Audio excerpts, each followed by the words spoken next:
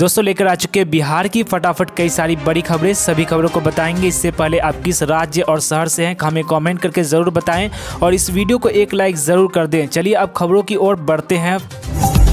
सबसे पहले news headline. Bihar में झमाझम बरस रहा मानसून, आज 8 जिलों में भारी बारिश का अलर्ट। बिहार में बाढ़ की आहट से बढ़ी चिंता, सीएम नीतीश कुमार आज करेंगे नदियों का हवाई सर्वे। रुपौली उपचुनाव में प्रचार का आज आखिरी दिन, तेजस्वी यादव करेंगे बीमा भारती के समर्थन में रैली। कोई भी सब्जी 45 रुपए किलो से कम नहीं, तेजस्वी यादव ने महंगाई पर नीतीश और मोदी सरकार को घेरा। बद्रीनाथ रूट पर 2100 यात्री कई जगह फंसे, उत्तराखंड में 6 हवाई समेत 98 सड़कों पर भी यातायात ठप। दिल्ली में 5000 टीचर्स के ट्रांसफर होंगे रद्द, लेफ्टिनेंट गवर्नर ने मुख्य सचिव और शिक्षा विभाग को दिया यह आदेश।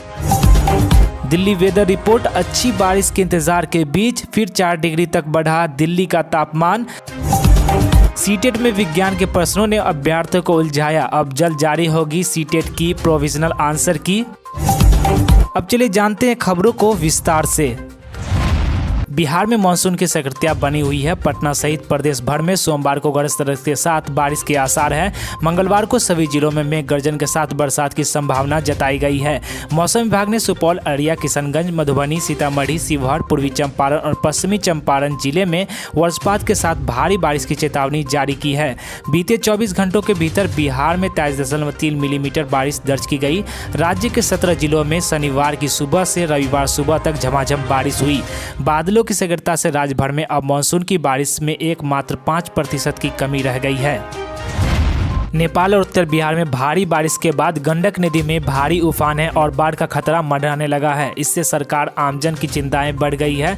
मुख्यमंत्री नीतीश कुमार मंगलवार को पश्चिम चंपारण, पूर्वी चंपारण और गोपालगंज जिलों में नदियों के बढ़ते जलस्तर का हवाई सर्वेक्षण करेंगे।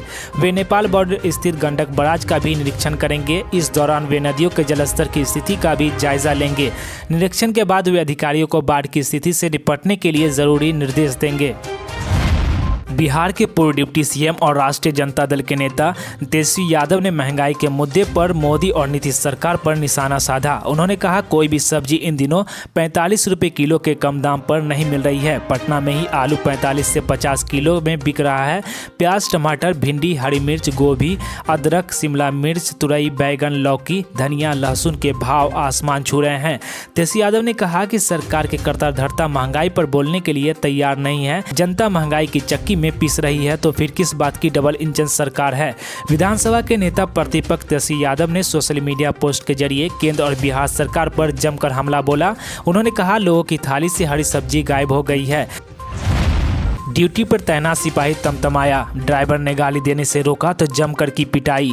पटना में एक ट्रैफिक पुलिस का गुस्सा कार चालक के लिए भारी पड़ गया। शनिवार को गाड़ी साइड करने को लेकर यातायात के एक सिपाही ने पहले गाली दी। कार चालक ने आरोप लगाया कि गाली देने का विरोध करने पर सिपाही ने गाड़ी सवार की बेरहमी से पिटाई कर दी, जिससे उसका पैर टूट गया। यह घटना पटना के कंकड़बाग थाना इलाके के चरिया टार पेट्रोल पंप के पास की है। यूपीपीएससी भर्ती परीक्षा में बड़ा चेंज, अब आधार कार्ड से होगा बायोमेट्रिक डेटा का मिलान। उत्तर प्रदेश लोक सेवा आयोग की भर्ती परीक्षाओं में पारदर्शिता के लिए महत्वपूर्ण बदलाव किए जा रहे हैं। अब केंद्रों पर ही आधार कार्ड से परीक्षार्थियों का बायोमेट्रिक डेटा का मिलान किया जाएगा। आयोग के सूत्रों की माने तो आगामी भर्ती परीक्षा से इसे लागू कर दिया जाएगा। आर्टिफिशियल इंटेलिजेंस का उपयोग परीक्षा के दौरान संदिग्ध व्यक्तियों की पहचान और बायोमेट्रिक से पुष्टि की जाएगी। संसद में विपक्ष के नेता राहुल गांधी अपने संसदीय क्षेत्र को लेकर सतर्क है। वह जिले की परियोजनाओं को लेकर जिला प्रशासन के साथ बैठक करेंगे। वह किसी विधानसभा क्षेत्र का दौरा भी कर सकते हैं। उनके कार्यक्रम को लेकर जिला प्रशासन भी हाई अलर्ट मोड पर आ गया है। राहुल गांधी भुए मऊ के गेस्ट हाउस में रुकेंगे। यहाँ पार्टी कार्यकर्ताओं से मुलाकात करेंगे। मंगलवार को यह जिला प्रशासन के साथ बैठक करेंगे। बैठक में जनपद में चल रही परियोजनाओं के बारे में जानकारी लेंगे, उनकी प्रगति जानेंगे और जरूरी दिशा निर्देश भी देंगे। बेगूसराय में दिन दहाड़े 4 लोगों का अपहरण, किडनैपर ने उल्टा टांग कर पीटा और 8 लाख की फिरौती लेकर छोड़ा। क्या है पूरा मामला?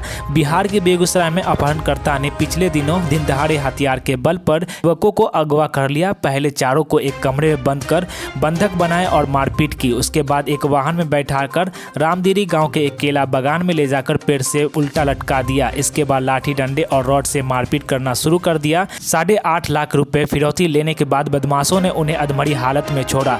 यह मामला बिहार के बेगूसराय के रतनपुर थाना क्षेत्र के रतनपुर मोहल्ले का है।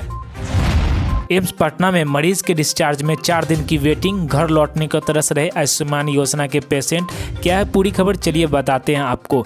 अखिल भारतीय आयुर्विज्ञान संस्थान यानी कि एम्स पटना में केंद्र सरकार की आयुष्मान योजना के तहत भारी मरीज को डॉक्टर के कहने के बाद भी छुट्टी नहीं मिल पा रही है, क्योंकि डिस्चार्ज में 4 दिन की वेटिंग चल रही है। इस कारण बड़ी संख्या में इस योजना के मरीज अस्पताल में फंसे हैं और उनके परिजन पटना में अटके पड़े हैं। मानसून अपने पूरे रंग में नजर आ रहा है। एक और जहां देश की आर्थिक राजधानी कहे जाने वाली मुंबई में भारी बारिश के चलते हाल बेहाल है, वही बादल उत्तर प्रदेश समेत कई राज्यों में भारी बारिश की तैयारी चल रही है। भारत मौसम विज्ञान विभाग यानी कि IMD ने सोमवार को बताया कि भारत को पूर्व और पूर्वोत्तर इलाकों में अगले 5 दिनों तक भारी बारिश के आसार है। IMD के अनुसार अगले 5 दिनों के दौरान उत्तराखंड, उत्तर प्रदेश, हिमाचल प्रदेश, हरियाणा, चंडीगढ़, दिल्ली, पूर्वी राजस्थान और मध्य भारत में हल्के से मध्यम वर्षा होने जा रही है। सुप्रीम कोर्ट की सुनवाई में बनियान पहनकर पहुंच गया शख्स, देखते ही भड़क गई जज, बोली बाहर फेंको। क्या है पूरा मामला, चलिए आपको बताते हैं। हाई कोर्ट से लेकर सुप्रीम कोर्ट तक कई बार ऐसे मामले सामने आ जाते हैं जिसे देख जज तक चौंक जाते हैं। ये मामले लंबे समय तक सुर्खियों में रहते हैं। वहीं कई बार जजों को कुछ मामलों में अपनी नाराजगी भी व्यक्त करनी पड़ती है। इसी तरह सुप्रीम कोर्ट में सोमवार को जज तब भड़क गई जब एक शख्स बनियान पहने कोर्ट की सुनवाई में शामिल हो गया।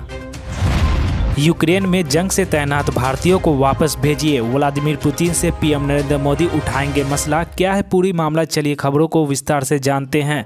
पीएम नरेंद्र मोदी सोमवार को अपने 2 दिवसीय दौरे के लिए रूस रवाना हो गए।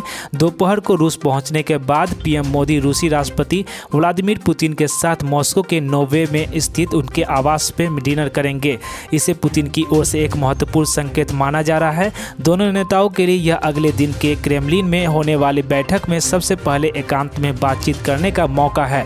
विदेश मंत्री एस जयशंकर और राष्ट्रीय सुरक्षा सलाहकार अजित डोभाल के साथ मोदी की यात्रा से द्विपक्षीय संबंधों और मजबूत होने की उम्मीद है। लोकसभा चुनाव में भाजपा को तीसरी बार सरकार बनाने का मौका तो मिला, लेकिन यूपी में कम हुई सीटों ने उसे बहुमत से दूर कर दिया। 2019 में जिस उत्तर प्रदेश में उसे 62 सीटें मिली थी, वहां आंकड़ा 33 पर ठहर गया। तो ऊपर से नीचे तक संगठन में हलचल मच गया। एक तरफ उत्तर प्रदेश के संगठन के पेच कसे जा रहे हैं, तो वही राष्ट्रीय नेतृत्व भी रिपोर्ट ले रहा है। इसी कड़ी में 2 दिनों के लिए संगठन महामंत्री BL संतोष लखनऊ पहुंचे हैं। उन्होंने नेताओं के साथ मीटिंग की है। दोस्तों, इसके साथ ही खबर समाप्त होती है। और भी ऐसी खबरों के लिए हमारे इस चैनल को सब्सक्राइब कीजिए। मिलते हैं नेक्स्ट खबरों में, तब तक के लिए जय हिंद, जय भारत।